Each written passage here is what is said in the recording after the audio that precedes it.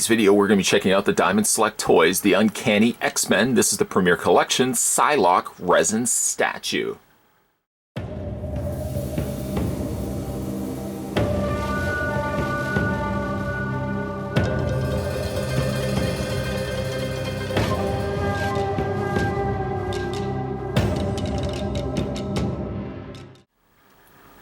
The newest full-size resin statue in the all-new Marvel Premier Collection is Psylocke, the telepathic X-Men member who found her psyche transplanted into the body of a deadly ninja assassin after a trip to the Siege Perilous.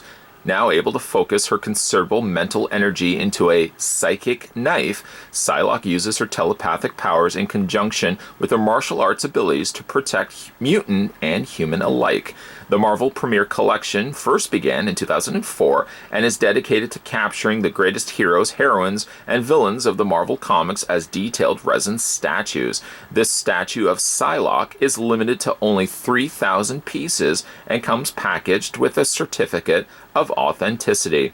The piece, by the way, was sculpted by Alejandro Pereira. Yes, to come included with this beautiful 12-inch resin statue of Psylocke is a certificate of authenticity. This is an authentic Diamond Select Toys Marvel Premier Collection of Psylocke resin statue sculpted by Alejandro Pereira. By the way, this is also an artist proof, which is why it says AP, and it's out of the limited release of 3,000 copies. When I was heavy into reading X-Men comics was actually in junior high and high school, about the mid-90s or so, early to mid-90s, and one of my favorite X-Men characters was Psylocke and Rogue. So I had to get a chance to pick this one up for myself, and out of packaging, I have to admit, it does not disappoint one bit. I currently just have it on a turntable, which is probably the best way to showcase some of these statues, as opposed to continuing to lift them and move them back in place. It's got some exquisite coloring and a beautiful sculpt to Psylocke. Let's have a look at her face.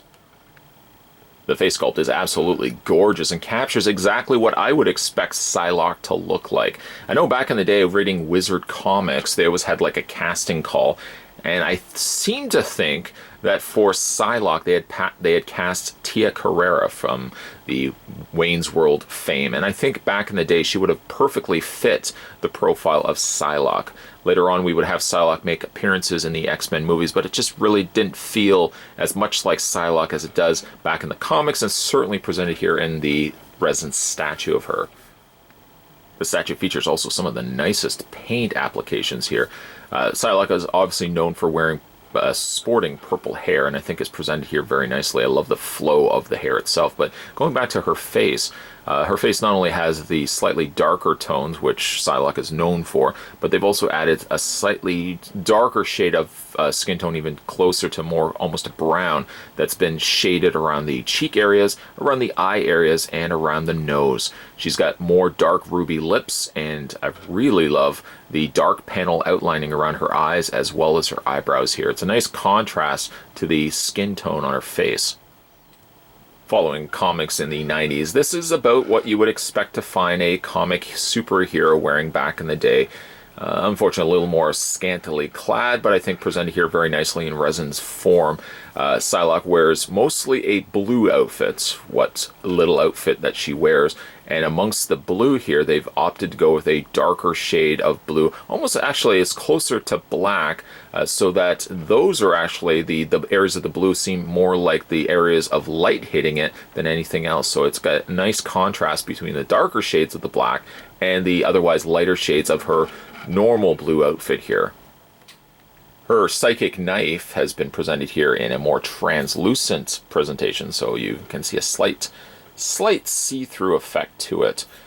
It's also nice because you can also make out that her fist is inside of that as well. It's got some nice shapes and nice definition to it. It's slightly on the pointier side, so if anything would necessarily break on the statue, I'd be a little bit mindful of this.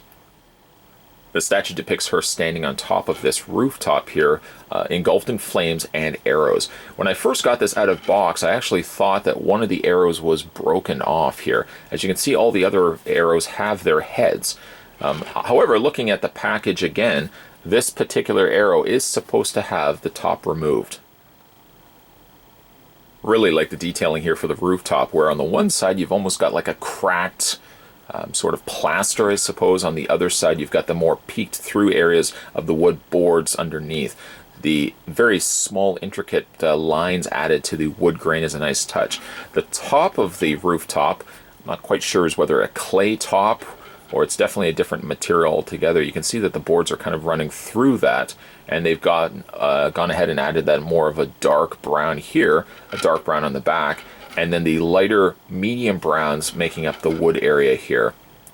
Looking once again at the arrows have the same sort of translucency in the flames that they are now adding to the rooftop area here.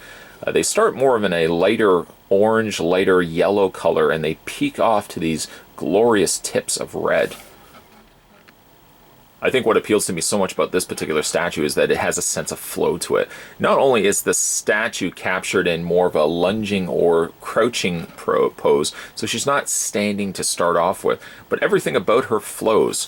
If you look at the areas of her belt, for example, you've got the cascading areas of the ribbons sticking out, and like I said, going back to the hair has its own flow to it as well. So it's really got one of the more actioned poses of some of the resin statues that we've looked at before. Man, still to this day, I remember sitting in junior high in between classes and reading an X-Men comic. Actually, I used to bring a couple of X-Men comics to my classes with me. Don't worry, I would only read them during break time or during lunchtime. And I can't tell you the number of comics that I lost in the process. Usually I would just leave them behind by accident, go back, and later on find that somebody had already taken the comics. So I had gone through many, many X-Men comics back in my day, most of which sadly never made it home, but still had the enjoyment of bringing comics to school with me, and I would always be reading them during breaks. The X-Men comics, specifically in the 90s, was my bread and butter, and specifically of the X-Men comics, some of my favorite characters, like I had mentioned, is Rogue and Psylocke. Diamond Select could not have done a better job on the Psylocke resin statue here. She captures exactly what I would want Psylocke to look like in resin form. I'm going to have to definitely check online to see if maybe they have released a Rogue. Rogue also being one of my favorite X-Men characters. I'd love to see how she was presented in resin form. If she hasn't been released yet in resin form, I hope that Diamond Select will entertain the idea of perhaps giving us a premiere collection release of Rogue as well. In the meantime, what a glorious specimen this was, both sculpted beautifully in her face, in her pose, and I do like the rooftop that she's standing on top of. Yes, there's nothing I really would change at all to Psylocke here. She's a home run hit. Today we were having a look at the Diamond Select. This was the premiere collection, the Uncanny X-Men Psylocke resin statue. If you guys haven't had a chance yet to hit that little subscribe button down below, make sure you do so. Many more videos will be coming your way. As always, thanks for watching. I'll see you guys next time.